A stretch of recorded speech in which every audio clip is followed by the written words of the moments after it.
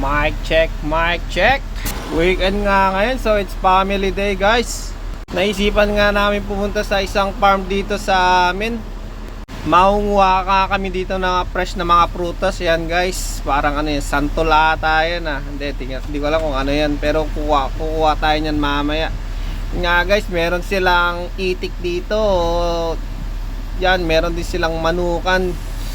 So pag winter, nilalagyan nila yan ng heater, yung mga manok na yan, para hindi maging frozen.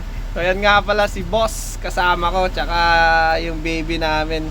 Yan guys, medyo pila ngayon yung mga tao dumadagsa. Pero napakaganda nito kapag napunta tayo dun sa farm na yun. Ito guys, dito tayo. So nauna na nga dun si boss. Talagang excited manguha ng fresh na blueberry. So guys, papakita ko sa inyo kung anong meron dito sa farm na to.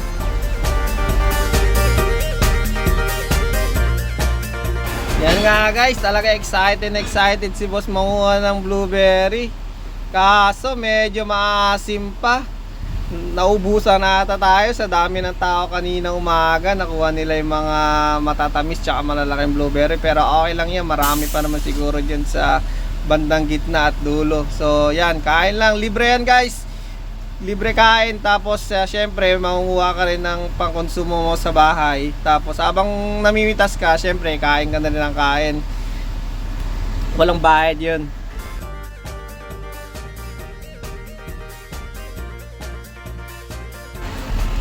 Yan guys, titikim tayo. Talagang medyo maasim talaga yung mga natira ngayon. Parang naubusan tayo ah. Pero ano lang yan, sige, tiwala lang, makakakuha rin tayo ng mga matatamis tsaka malalaking blueberry. Kung hindi man tayo makakuha ngayon, siguro sa other day babalik tayo, tapos bibisita naman tayo sa ibang farm. Maraming blueberry dito, tapos strawberry rin. Kaso hindi pa season ngayon ng strawberry. Mga next month yon, pupunta kami para mag strawberry picking. Ngayon blueberry medyo patapos na, kaya medyo na late kami. Pero sige lang, kaya yan, makakahanap tayo sa bandang dulo. Alright guys.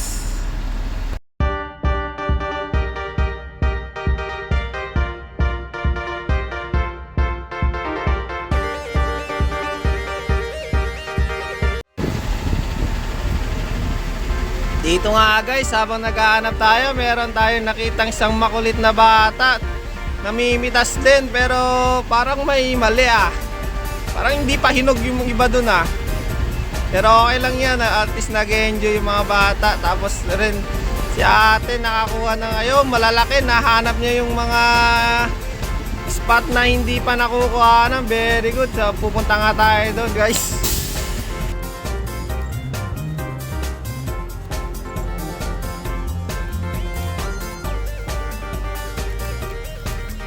Just the blue one, nak. How about you, Ate Ella?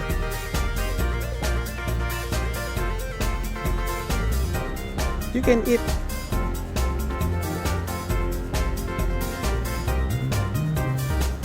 Pili ka dali. Yan, no.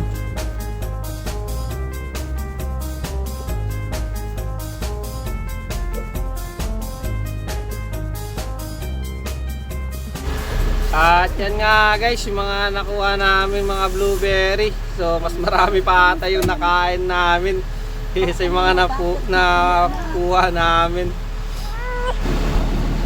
At yan nga guys, gagawin natin chani muna tayo ng mga nakuha nilang blueberry. Medyo matatamis, dun sila nakuha sa dulo. Tapos to guys, kukuha tayo ng star apple ata to. O hindi, plum pala. Yan, titignan natin. Medyo matatamis pero nakahanap tayo ng apot kamay. Yan nga guys, titignan natin. Parang matamis to eh. Nakakainganyo kung anong lasa. So guys, parang masarap. Yun, matamis-tamis na maasim ang lasa guys. Sa napakasarap dito sa farm, buhay farm.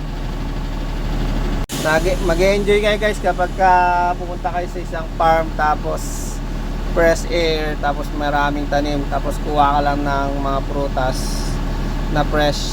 So yun, thanks for watching.